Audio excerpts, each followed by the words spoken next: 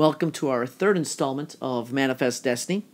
And as I get started with the Mexican-American War, let me just let you know it's also called Mr. Polk's War, after our president, James K. Polk. For in 1844, he ran on a platform of expansionism. Not only did he want it, but he believed the people of America wanted us to claim New Mexico and California, and he was willing to do anything he could to get that land. So really, this war is kind of the result of the ideas of Manifest Destiny. But if we go back just a little bit, Mexico was upset that at the end of President John Tyler's administration as president, he does annex Texas, which kind of also helps trigger this war. So as Polk enters office, he sends down an ambassador, John Slidell, to negotiate with the Mexican government for the purchase of the New Mexico territory for roughly $5 million.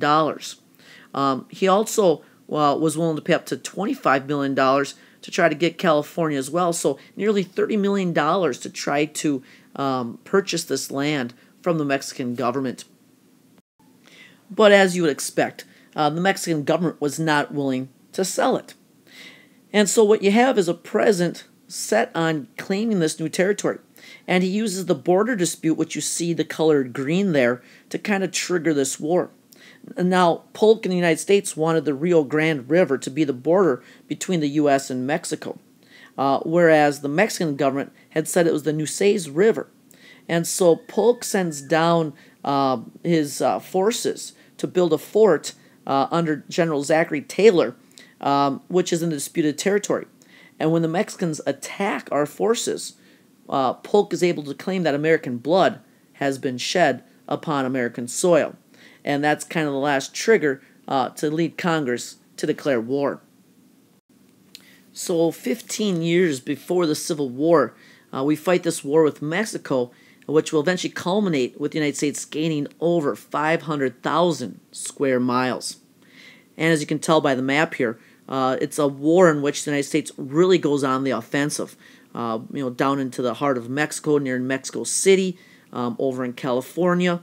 But one of the early victories, which you can see on the map there, is General Stephen Kearny, known as the Long Marcher, for he marches his over 1,500 men over a distance of 1,000 miles to occupy Santa Fe without basically firing even a shot.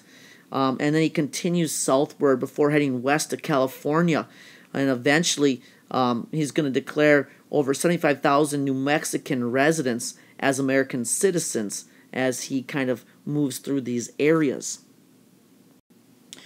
But as the war commences, obviously people are looking ahead to, as we expand as a nation, what's going to happen with slavery. Will it also be able to expand? And so Congressman David Wilmot from Pennsylvania proposes what becomes known as the Wilmot Proviso. And it states that neither slavery nor involuntary servitude shall ever exist in any part of said territory, meaning any land that we got from Mexico would not allow slavery to extend to it. Now, this provision was never passed, but it does kind of foreshadow what will eventually happen and eventually lead us to our own Civil War.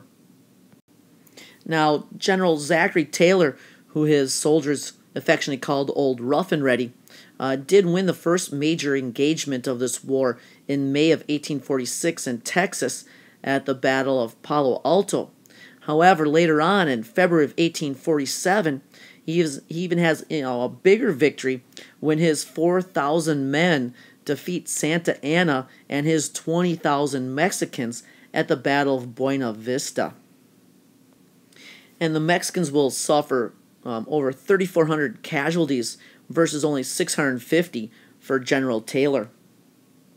Now, some of the advantages I should mention too that the Americans did have in this war was that they did have well-trained leaders from West Point. They also had superior cannons and artillery tactics. They were well-trained men. They also had the belief of manifest destiny, like they were destined to win this land that the Mexicans wouldn't sell. We also had a lot of Westerners and Southerners who were good with rifles. But also we see another big benefit for the Americans is going to be their vastly superior Navy.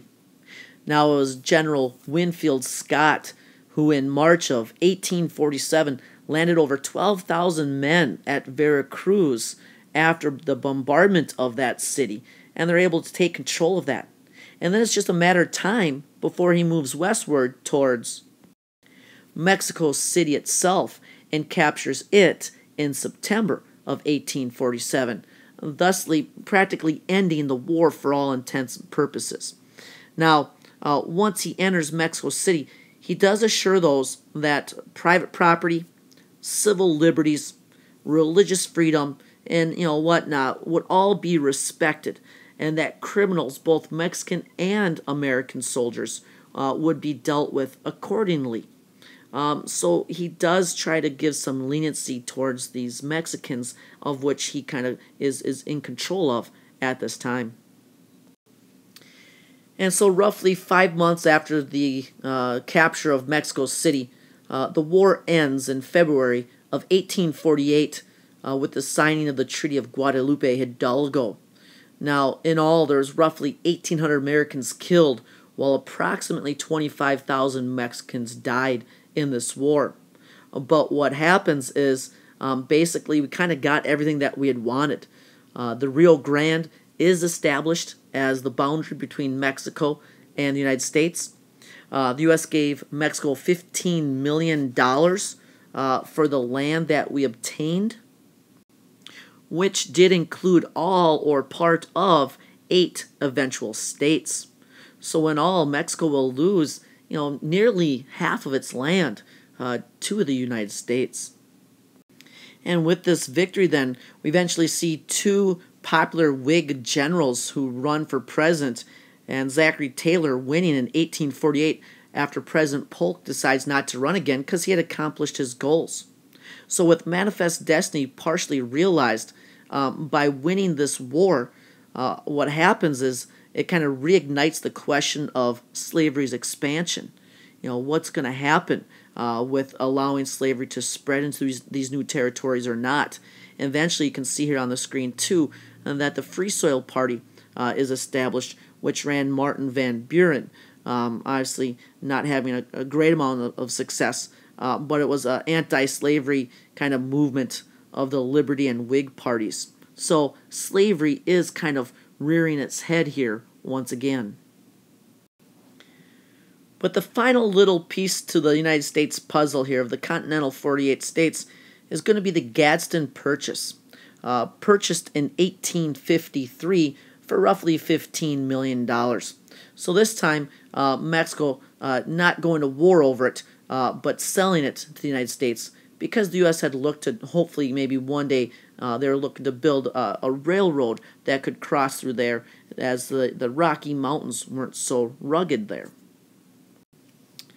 However, with the growing U.S. population of California, even before it became ours officially, in 1848 we do see that gold is discovered at Sutter's Mill, and it didn't take long then for the California Gold Rush of 1849. Now, people flocked not just from America, but all over the world to California to try to strike it rich during this time. And many times it wasn't just the miners that got wealthy, although some did strike it very rich, but a lot of times it was the entrepreneurs or the businessmen, that got to accumulate money and wealth. For it was these people that actually sold the picks and the pans and clothing and food, and the bar or tavern owners, because once these men found the gold, they were looking to spend it.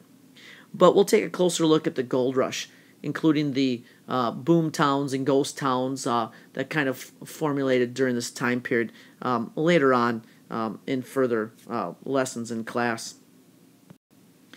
And so you can imagine how the United States, as they continue to grow in size, that people will continue to move westward and claim their new land and try to live out their American dream.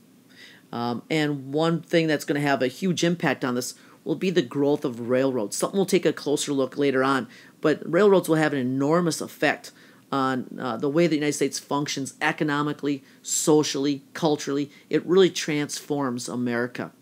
But as we've seen Manifest Destiny, succeed and kind of expand from the Atlantic to the Pacific, we'll now see what happens as the question of slavery continues to reemerge and divide this nation.